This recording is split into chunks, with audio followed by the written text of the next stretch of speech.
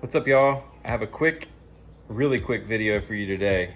So I'm using some scraps I have left over from my last couple projects with walnut and ash, and I'm making some serving trays. And what I'm gonna do is I wanna put these little wooden coins I bought from a guy on Etsy.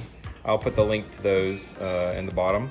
What I wanna do is I wanna put those right here on the serving tray. I'm gonna use the shaper to insert those right there.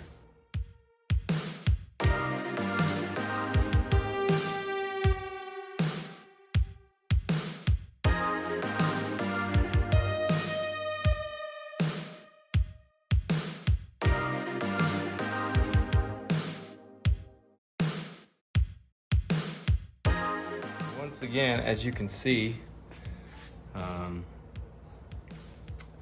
apart from this one little spot where I teetered off the edge just a little bit and got a little deeper, everything else is great. I mean, that circle is perfect size, and I'm gonna go ahead and glue my little logo coin in, and I'll show you what it looks like when I'm done.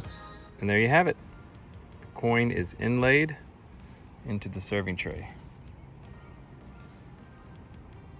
Thanks for watching.